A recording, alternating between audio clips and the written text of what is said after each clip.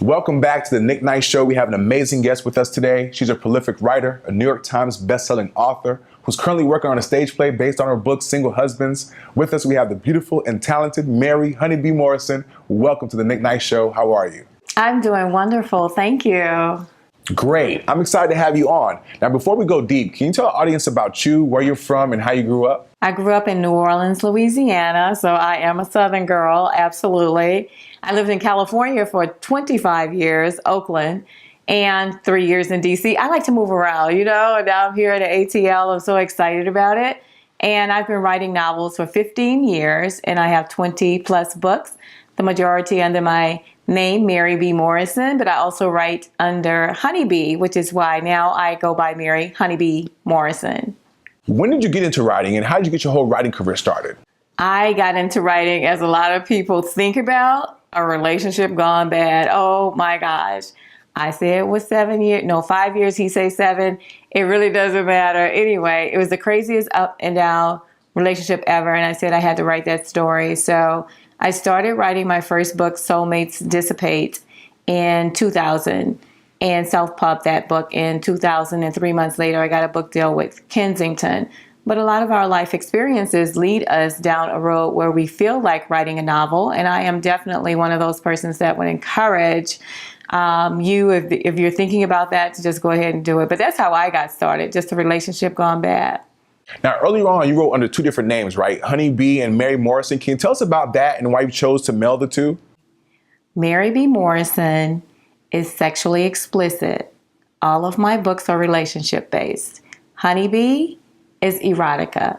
So, Mary B. Morrison, you get sex in every other chapter, and Honeybee, you get sex in every other chapter. So, it is erotica, but if you take all of the sex out of any of my books, you have a great storyline. So the storyline is what's most important to me as a writer, but I definitely don't leave the sex out. It's very tasteful, it's very detailed, and I love the way I write because I don't do any male bashing. People have to decide for themselves, is this a guy you would date or is this not a guy you would date? But everything I do is relationship-based and sexy. Now, a lot of your books deal with empowering women and sexuality. Why is that, and where does the desire to talk about those topics come from? Female empowerment is huge. And the reason why is because women, we really run the world because we control how our guys feel about us. They may not believe that, and they may or may not agree, but look at every successful man. He will have a woman that is a powerhouse by his side, beside him, working with him. It's not always the same case with women. We are successful, we're out there doing our own thing, and sometimes you don't have that guy to uplift you. So as women, as a woman myself, I always want to uplift women.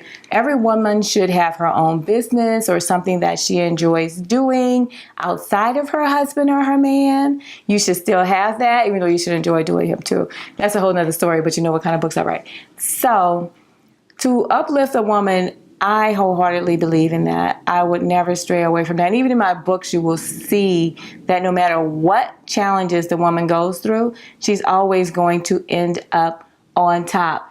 Now, you also host a headmaster's class that's designed to teach men and women various things about sex. Like, how do you come up with that, and why do you feel like there was a need for a class like that?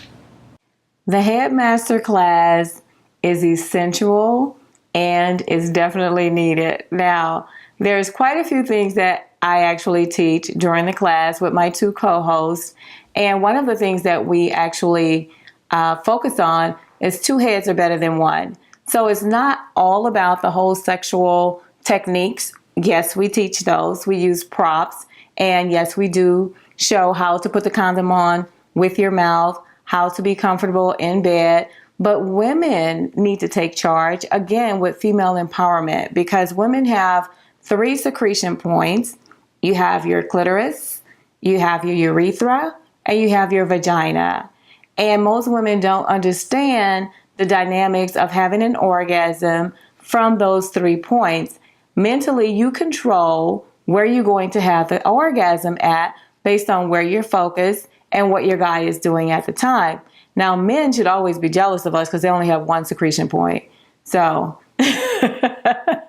I do teach dramatic class too, but it's a volcano. It can erupt, but most men don't know how to separate the orgasm from the ejaculation. So that's another thing that we teach in the class is how to separate that, because once a guy crosses over into ejaculation, that's when he exerts his energy and he can exhaust himself. That's why they want to go to bed. They need a recovery time. But if you stop at the orgasmic point, he can keep going to please his woman over and over again, and he can have multiple orgasms until he decides that he's actually ready to ejaculate. Now, I want to talk to you about some broader topics involving women, empowerment, and of course, sex. Can you hang around for a little bit?